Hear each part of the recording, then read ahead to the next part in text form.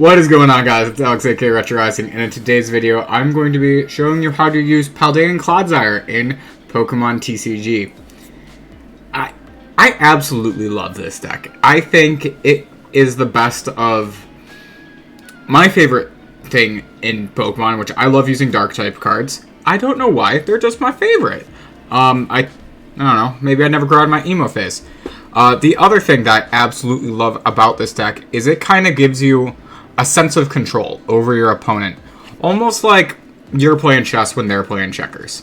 So, if that sounds like a type of deck you might be interested in, then leave a like and subscribe, because I think I'm going to be doing a stream pretty soon where I go over this deck even more in depth.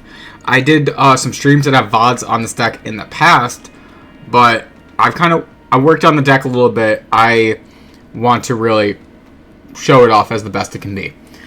In the comments down below, also let me know any Pokemon you want me to use in on this ladder to stream.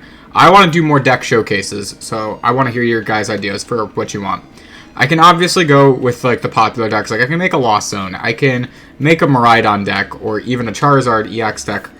You know, all the popular things, but I think it's more fun to show off these cards that aren't used as much. I say that with Roaring Moon sitting there in this deck. Alright. With all of that said, all of that little fluff out of the way, let's get into this. Our little lad right here, Paldean Clodsire EX. He is a very fun card, alright? This whole deck stems from this guy, alright? So, what we had to think about when building this deck is how can we support this guy to do what he needs to do, how to make him shine, while also making sure that we win. So Paldean Clodsire, of course, evolves from Paldean Wooper. He has 280 HP. His ability, Toxic Wetland. Once during your turn, if a stadium is in play, you can make your opponent's Pokemon poisoned. Poison is a pretty fun mechanic if you haven't used it before. You deal 10 damage in Pokemon Checkup, right? Very simple, both your turn and on your opponent's turn. Another thing is on Needlebone is his attack. Does 200 damage, costs 3 energy, but if you flip a coin, if tails, this attack does nothing your next turn. So that kind of is a pretty big trade-off if you do get a tails, but I think it's definitely worth it. With a retreat cost of 3, he's also pretty expensive, so if you do get a tails, you're kind of not in the best shape. So, another thing to worry about is Paldean Clodsire EX is, of course, an EX. So if he's knocked out, your opponent's taking 2 prize cards. So, all of that said, how do we support it? In the beginning of all of that, I mentioned that he evolves from a Wooper. So what Wooper did I pick for this deck? We went with this Paldean Wooper. Honestly, you can use either Paldean Wooper for this deck, but I think there are 2 versions. There's this one, and there's another that just has 2 attacks. But I like this guy with Find a Home a little bit better. Search your deck for a stadium, reveal it, put it in your hand, then shuffle your deck. Nice and simple. Getting stadiums like that really lets you thrive. Alright? Helps you set up in the easiest way possible. Other things to consider to help him out in this deck is I added cards like Brute Bonnet into this deck. Brute Bonnet's Toxic Powder is another way to poison your opponent's Pokemon to add a little bit of chip. In order to do that, you have to make sure you have an Ancient Booster Energy Capsule onto Brute Bonnet. So we know we're going to have these Ancient Booster Capsules in the deck as well. Brute Bonnet also has the same downfall as Clodsire in the fact that his attack, Rampaging Hammer, during your next turn, this Pokemon can't attack, but it also has a 3 retreat cost, so it's also very expensive. Big difference is, though, Brute Bonnet can knock out things like Mimikyu in one shot, which I'm very happy about that. Clodsire, because it's an EX, and as you'll see later, another offensive attacker, Roaring Moon, they, being both EXs, can't go after things like Mimikyu, and I've seen some matches where I almost got walled. So having things like this Brute Bonnet here to make sure that he can deal damage to it is very, very nice. Other things that we included in this deck are, of course, Radiant Sneasler. Radiant Sneasler's Poison Peak ability During Pokemon Checkup, you put 2 more damage counters on poisoned Pokemon. That is a great way in order to just get a little bit more chip in there. Poison Jab is also a decent attack, doing 90 damage and poisoning your opponent's Pokemon. I am a big fan of that too, but mostly Radiant Sneasler is here for their Poison Peak ability. Another thing that we have in this deck is I wanted a little bit of a draw engine in here, so we included Liepard. Being able to discard a card and draw 2 cards is very nice with his trade ability. I like discarding energies, personally, because then we can bring them back with things like Professor Sada's Vitality or a Dark Patch. So, everything kind of loops together with that. Everything connects. One more thing we have is we have Mew in this deck.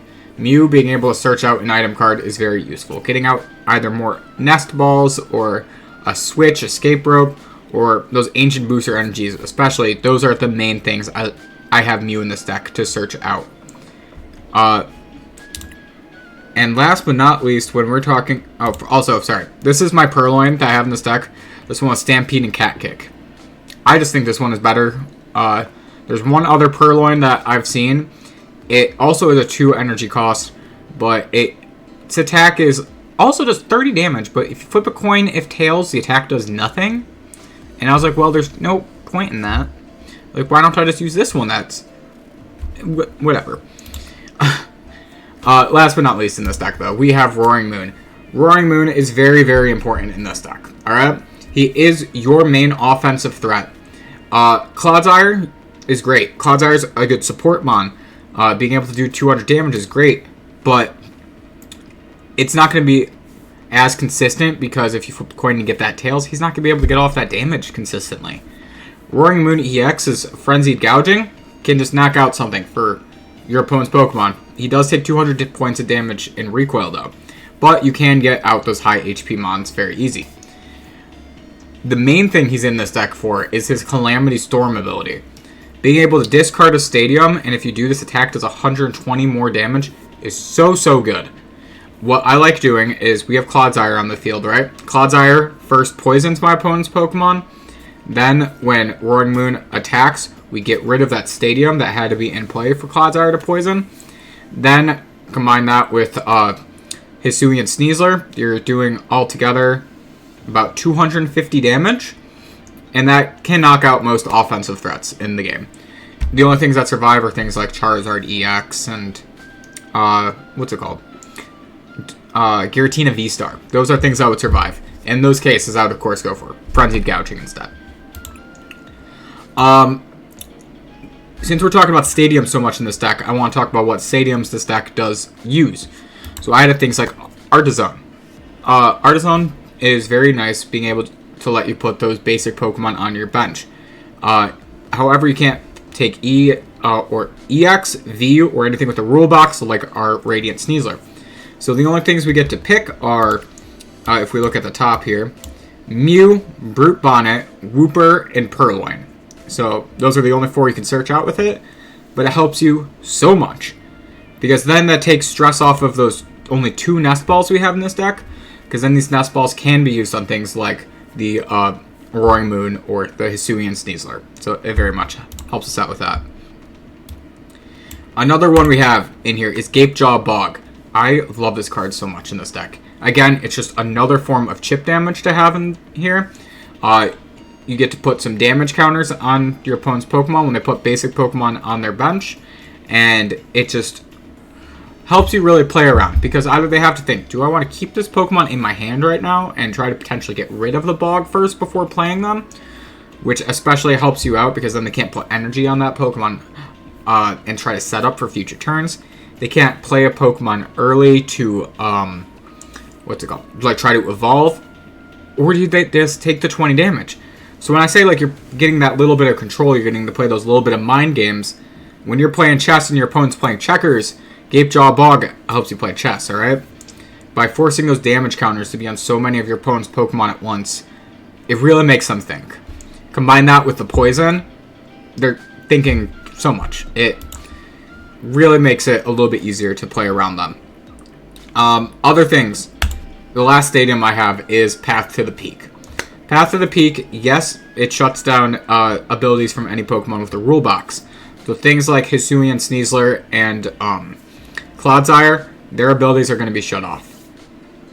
But Path to the Peak is so important in stopping your opponent's abilities. You're basically...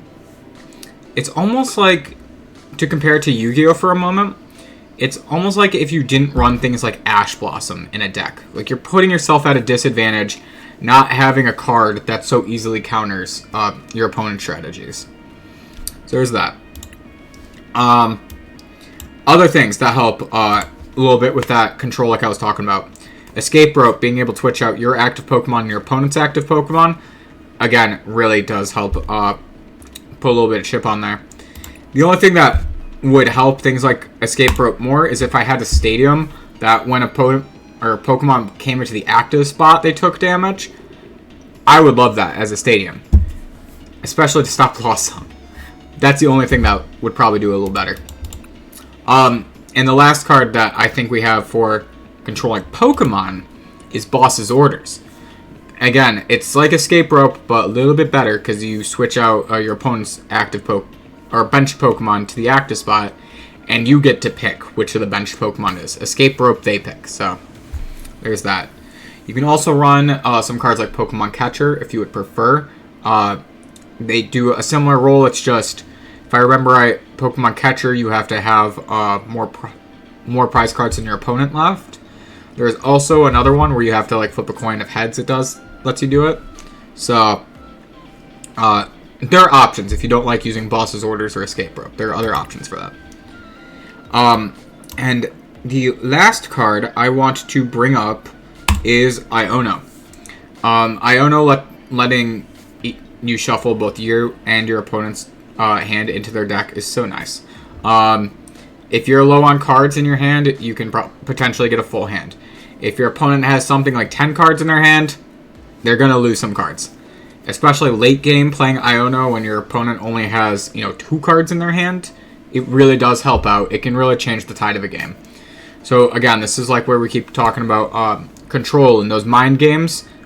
Iono is very nice for that. After that, the rest of this deck is just fluff, alright? Like I said, we have Nest Ball, Ultra Ball, Switches, Professor's Researches. Those little things all are fluff that help make the deck work. If anything else, I just want to show, we do have a couple copies of Professor Sada's Vitality. And again, like we said, how Lipard will discard Dark Energies. Sada's Vitality brings those energies back. Dark Patches also do that same thing. So, if anyone is looking on the screen right now, you can see how many of each card I am running in the deck. So real slowly, we're going to go through. Mew, we have 1 copy. Brute Bonnet, we have 2. Paldean Wooper, also 2. Clodsire EX, we also have 2. Purloin, 2. Lipard, 2. Radiant Sneasler, 1. Roaring Moon, 2. Into items. Dark Patch, we have 4. Earthen Vessel, we have 3. Escape Rope, only 1. Nest Balls, we have 2. Switches, we have 3. Ultra Balls, we have 2. Artizone, we have 2. Gapejaw Bog, 2. Path to the Peak, 2. Boss's Orders, we have 3. Iono, 2. Professor Sada's Vitality, 3. Professor's Research, 2. Ancient Booster Energy Capsule, 3. And Dark Energies, 12. I won't have a deck list in the description. I hope you guys can see it on screen right now as I'm scrolling through. Alright? With all of that said, thank you guys for watching. It's been a pleasure, making these videos. I hope that you guys come into a live stream and actually see me use this deck a little bit. But if you guys want to see it like right now, like you want to see some gameplay with this deck right now, I do have a couple of VODs on the channel. Feel free to take a look. Both are titled stuff like Clodsire Best Boy in TCG. So definitely take a look at that if you want to see how this deck works a little bit. Thank you guys for watching. As we said earlier, leave a comment about what Pokemon you'd like to see me do some streams on soon. And I hope to see you guys in the stream. Peace.